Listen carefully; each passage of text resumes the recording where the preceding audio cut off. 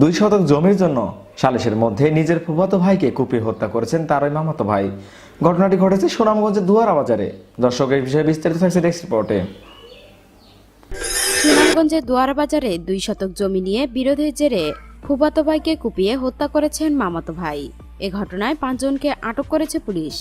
বৃহস্পতিবার মধ্যরাতে উপজেলার বাংলাবাজার ইউনিয়নের উত্তর উস্তিঙ্গের গাঁওয়ে ঘটনাটি ঘটে।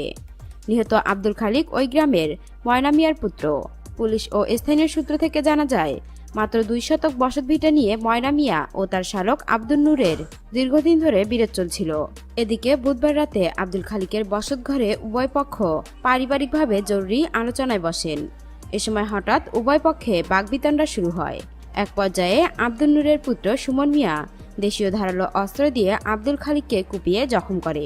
এ সময় জুয়েল আহমেদ, লায়েক আহমেদ, রানা আহমেদ ও আলী হোসেন সহ গংরা খালিকের ভাই আব্দুল হক ও তার শ্বশুর আহমদ মিয়াকে জখম করে। স্থানীয়রা আব্দুল খালিক সহ আহতদের সবাইকে উদ্ধার করে Sylhet MAG Osmani medical college হাসপাতালে পাঠিয়ে থাকেন। চিকিৎসাধীন অবস্থায় আব্দুল খালিক শুক্রবার ভোরে মৃত্যুবরণ করেন। এ ঘটনায় পুলিশ সুমন মিয়া, লায়েক আহমেদ, রানা আহমেদ ও আলী হোসেন সহ 5 জনকে আটক করে। দুয়ারাবাজার থানার ওসি দেবদুলাল ধর আটক ও হতাহতের বিষয়টি নিশ্চিত করেছেন।